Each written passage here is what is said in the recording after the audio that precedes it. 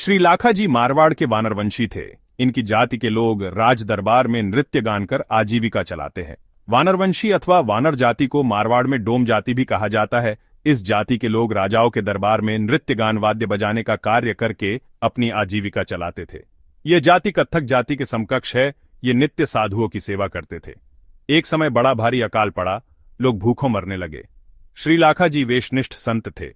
संतों के वेश मात्र का आदर करते थे। तब तुलसी कंठी माला और तिलक धारण करके बहुत से नास्तिक आस्तिक दोनों ही प्रकार के लोग इनके यहाँ अन्न खाने के लिए आने लगे। इन सबका भरण पोषण कहाँ से कैसे और कहाँ तक हो, बहुत सोच विचार कर इन्होंने यह निश्चय किया कि इस स्थान को छोड़कर कहीं अन्यत्र चलकर रहे। इनके इस निश्चय को जानकर भगवान ने इनसे स्वप्न में कहा, लाखा जी, ध्यान देकर सुनो, अन्यत्र जाने का विचार न करो। हमने एक उपाय कर दिया है। तदनुसार तुम्हारे पास एक गाड़ी भर गेहूं आएंगे और एक भैंस आएगी। जब गाड़ी भर गेहूं आ जाए तब उन्हें कोठी में भर देना और उसके ऊपर के मुख को बंद कर देना। उसमें से निकालने के लिए नीचे का मुंह खोल देना। उससे आवश्यकतानुसार अधिक से अधिक गेहूं निकलेंगे। उन्हें पीसकर रोटियां बनवाना और भैंस के दूध को जमा करके मथ लेना। जो घी निकले उससे रोटियों को छुपड़ देना और छाछ के साथ सबको भोजन कराते रहना। इतना सुनने के बाद श्री लाखा जी की आंखें खुल गईं। उन्होंने स्वप्न में प्राप्त भगवान की आज्ञा अपनी धर्मपत्नी को सुनाई और कहा कि हम जैसा चाहते थीं वही बात हो गई। स्थान छोड़कर कहीं दूसरी जगह जाने की आवश्यकता नहीं है। प्रातकाल होते ही गेहूं भरी गाड़ी और भैंस आ गई। इन्होंने भगवान की आज्ञा के अनुसार उसी रीति से साधु संतों की सेवा की, अनेक प्रकार से उन्हें प्रसन्न किया। गेहूं भरी गाड़ी और भैंस श्री लाखा जी के घर कैसे आई, उसका वर्णन इस प्रकार है।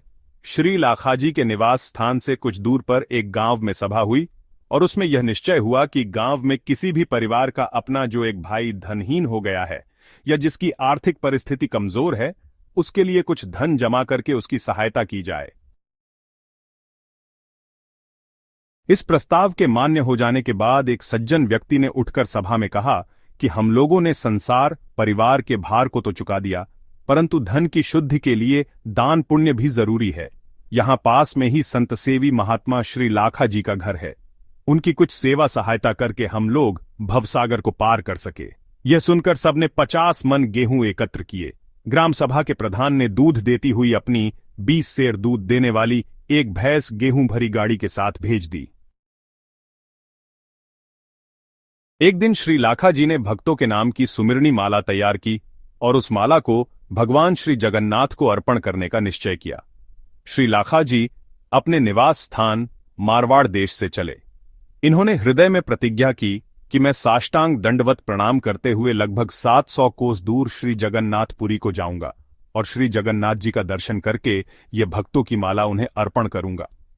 अपनी प्रतिज्ञा के अनुसार श्री लाखा जी साष्टांग दंडवत करते हुए श्री जगन्नाथ धाम के समीप पहुंचे।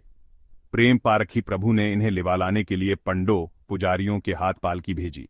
पंडे रास्ते में पूछने लगे, यहां भक्त लाखा जी कौन है, शीघ्र बताओ।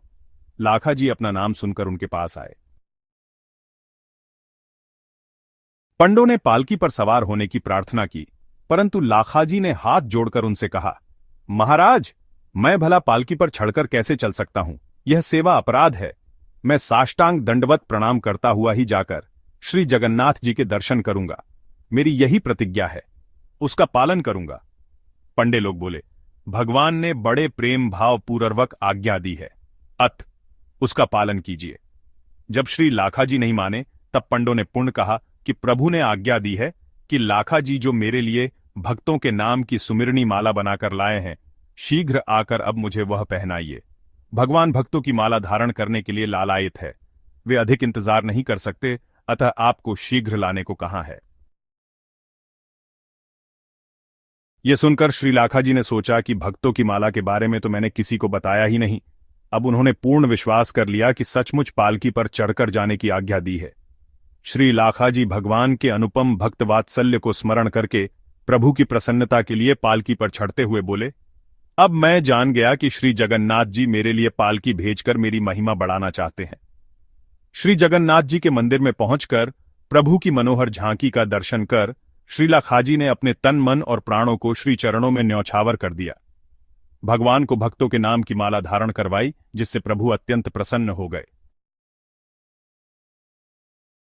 श्री लाखा जी की एक कन्या थी जिसका नाम गंगाबाई था। वह विवाह के योग्य हो गई थी, परंतु श्री लाखा जी उसका विवाह नहीं करते थे।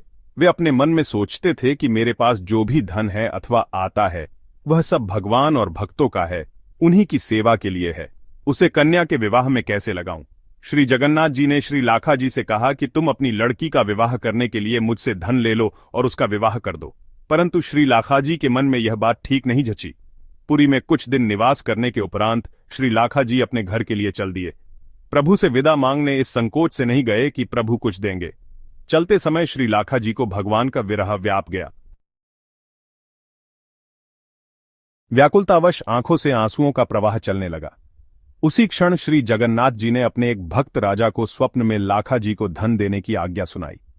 उसने रास्ते में चौकीदार बैठा दिए और श्री लाखा जी के आने पर उनसे प्रार्थना करते हुए कहा कि स्वप्न में मुझे भगवान का आदेश हुआ है, अब आप अधिक हठ न कीजिए, धन ले लीजिए। ऐसा कहकर उसने हुंडी लिख दी। श्री लाखा जी ने उसे ले लिया। इस प्रकार श्री लाखा जी 1000 रुपये की हुंडी लेकर अपने घर को आए।